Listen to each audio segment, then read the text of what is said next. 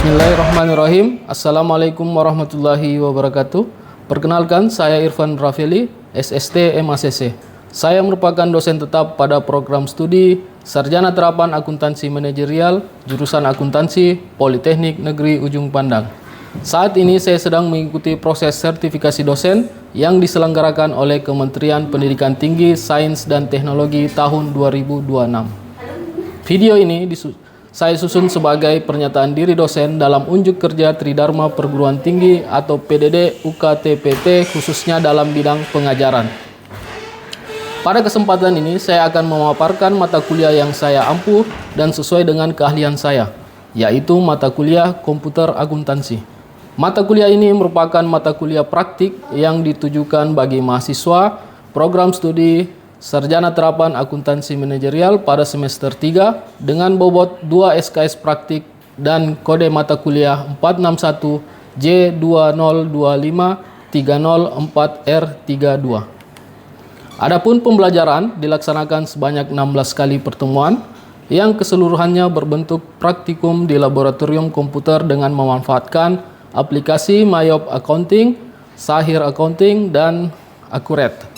Mata kuliah ini membekali mahasiswa dengan sikap pengetahuan dan keterampilan dalam mengaplikasikan konsep dasar akuntansi serta menggunakan teknologi komputer akuntansi pada perusahaan berskala kecil dan menengah, mencakup perusahaan dagang, jasa, hingga perusahaan manufaktur, termasuk pada kasus assembly. Capaian pembelajaran lulusan yang terkait dengan mata kuliah ini yaitu mahasiswa mampu melakukan pengoperasian aplikasi komputer untuk pemrosesan transaksi sesuai prosedur operasi standar dan kebutuhan perusahaan dengan pemahaman teknologi, manajemen proyek, komunikasi efektif, dan kemampuan beradaptasi. Selanjutnya, capaian pembelajaran mata kuliah atau CPMK yang diharapkan ialah mahasiswa mampu mengoperasikan aplikasi komputer akuntansi pada usaha dagang, jasa, dan manufaktur. CPMK ini dijabarkan ke dalam sub CPMK yang mulai dari membangun data awal perusahaan dagang, menyusun daftar akun dan link akun, membangun data customer, supplier, dan persediaan, serta mencatat transaksi hingga menyelesaikan kasus pada perusahaan jasa dan manufaktur, termasuk assembly.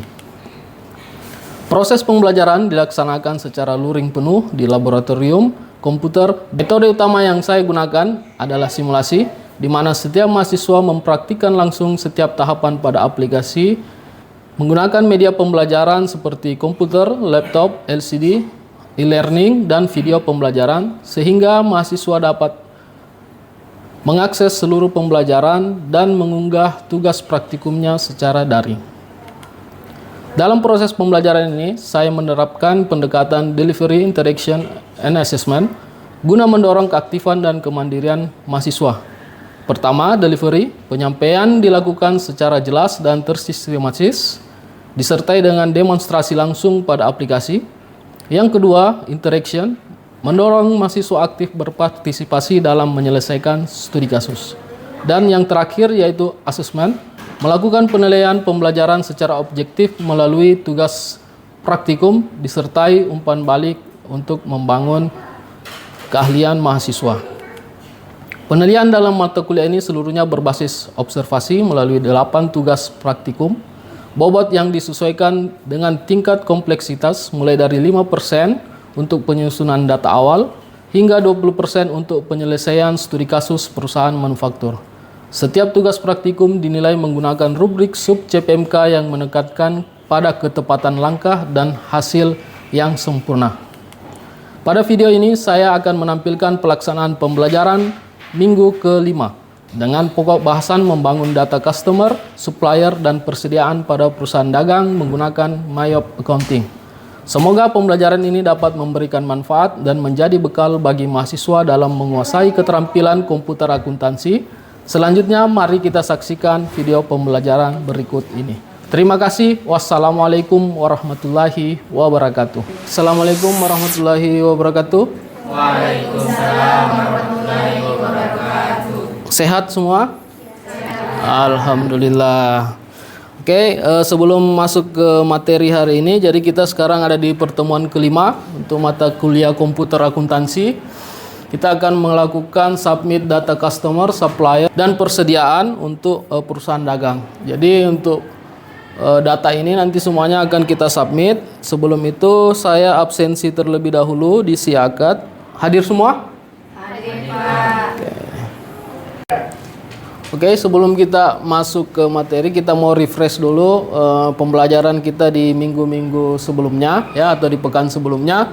Kita sudah memasukkan list account ya, atau chart of account, atau biasa disebut dengan COA kalau kita di industri ya.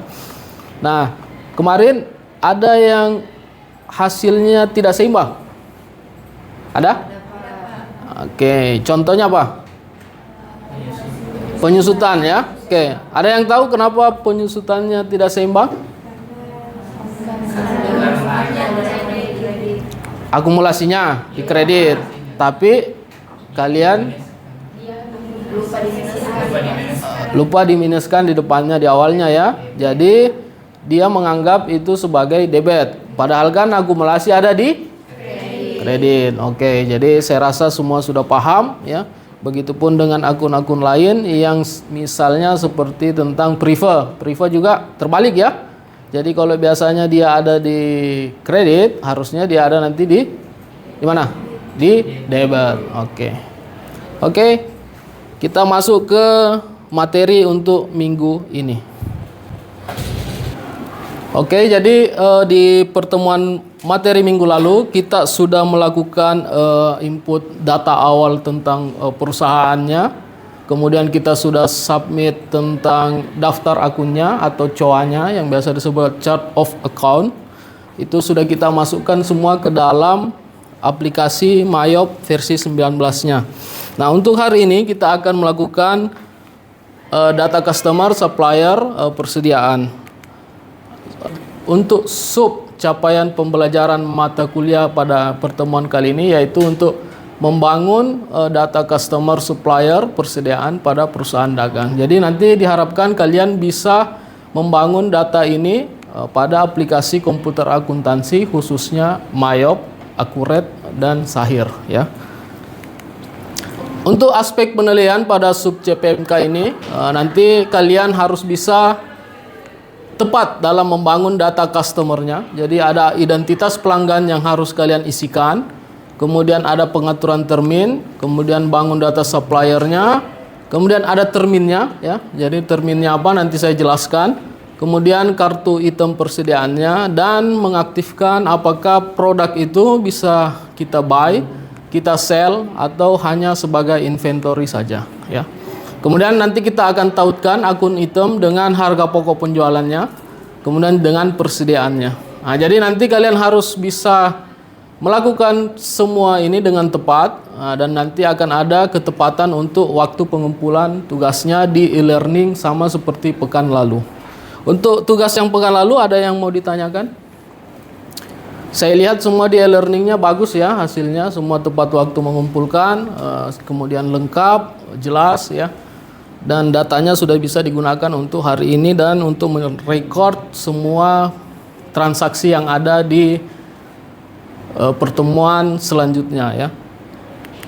Nah, jadi kita harus pahami dulu untuk sebelum mengisi di masing-masing komputernya tentang apa itu selling details ya. Jadi ini adalah cara untuk mengatur customer card. Bisa dibuka di customer cardnya di komputernya masing-masing. Sudah kelihatan? Oke, sudah ya. Nah, jadi di customer card itu akan ada beberapa item yang akan kalian input ya. Nah, ini digunakan biasanya untuk mempercepat proses pengisian transaksi yang kita lakukan dengan orang-orang atau dengan pihak-pihak yang sudah sering bertransaksi dengan kita. Dalam hal ini adalah customer ya, kalau kita selling ya.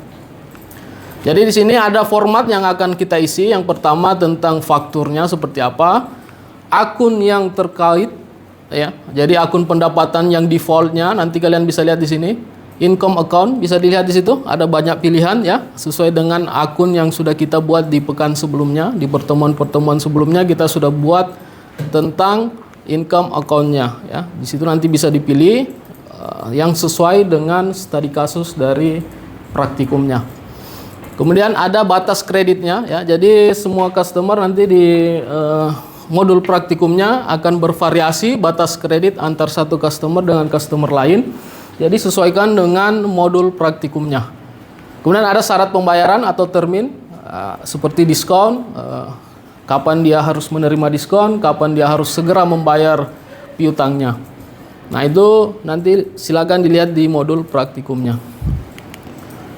Ini adalah pengaturan layoutnya, ya, bisa dilihat tata letak defaultnya. Nanti kalian bisa menentukan sendiri bagaimana format faktur ketika dia di print out sebagai PDF. Nah PDF-nya nanti yang akan kalian kumpulkan ke e-learning ya sebagai salah satu bentuk penilaian.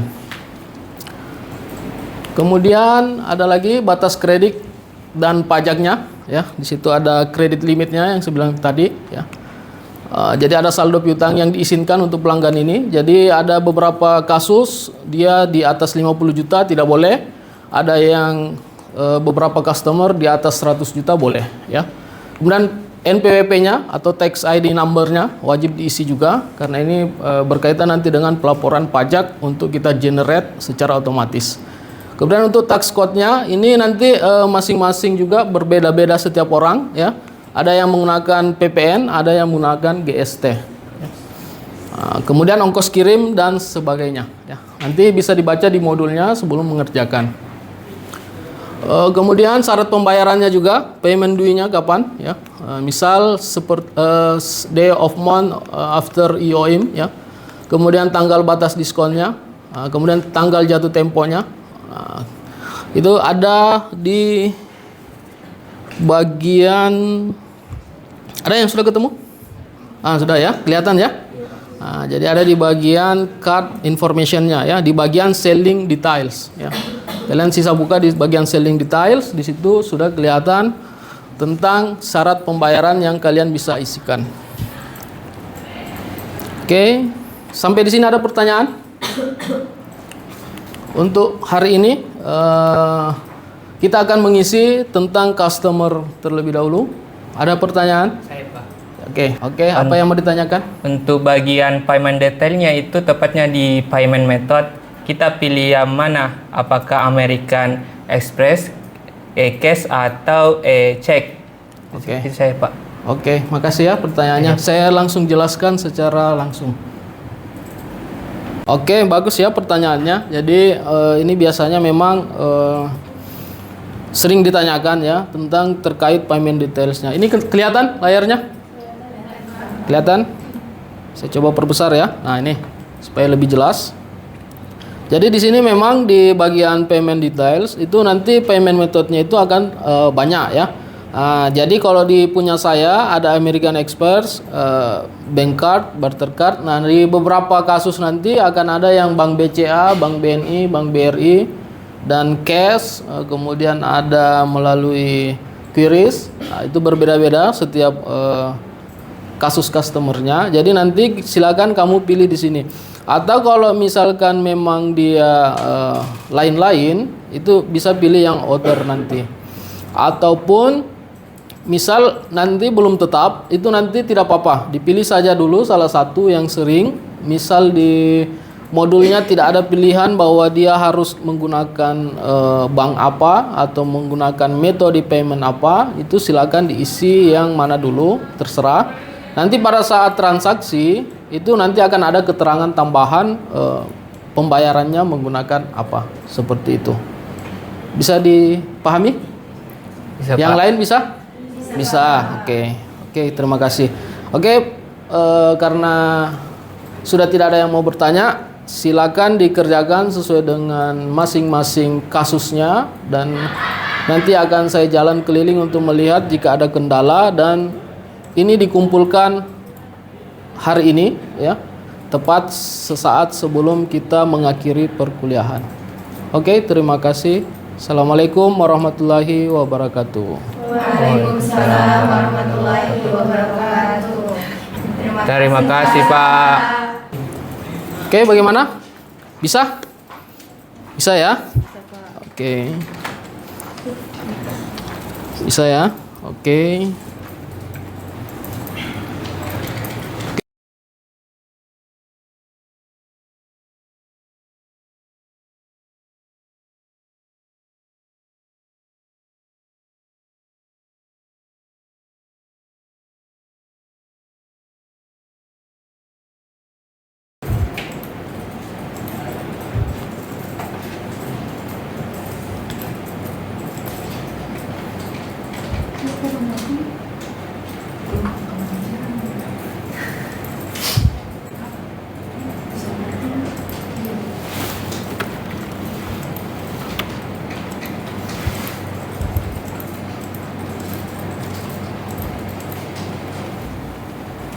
Oke, bagaimana? Sudah semua? Oke, sudah ya. Jadi silakan hasil praktikum untuk pengerjaan hari ini dikumpulkan di e-learning dengan menggunakan akun masing-masing.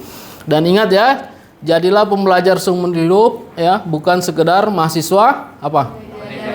Oke, pengejar nilai ya. Jadi percuma kalau nilainya A semua, tapi habis itu sudah tidak belajar lagi. Jadi khususnya di teknologi di bidang komputer akuntansi itu semakin hari aplikasinya semakin berubah ya, apalagi kita ada di era artificial intelligence ya. Kita di era industri 4.0 di mana aplikasi yang terkait tentang pencatatan transaksi keuangan khususnya akuntansi itu berkembang terus ya. Jadi kalian kalau setelah belajar praktikum ini kemudian 3 atau 5 tahun ke depan tidak mengupdate pengetahuannya, maka hati-hati ya. Nah, nanti bisa tidak up to date dalam hal hard skill kalian di bidang akuntansi. Sampai di sini ada yang mau ditanyakan sebelum kita tutup perkuliahan hari ini? Tidak ada, aman ya? Oke, jadi terima kasih untuk hari ini. Hati-hati di jalan dan kita bertemu di pekan selanjutnya untuk melanjutkan praktikum kita. Saya akhiri dengan ucapan Assalamualaikum warahmatullahi wabarakatuh dan selamat siang.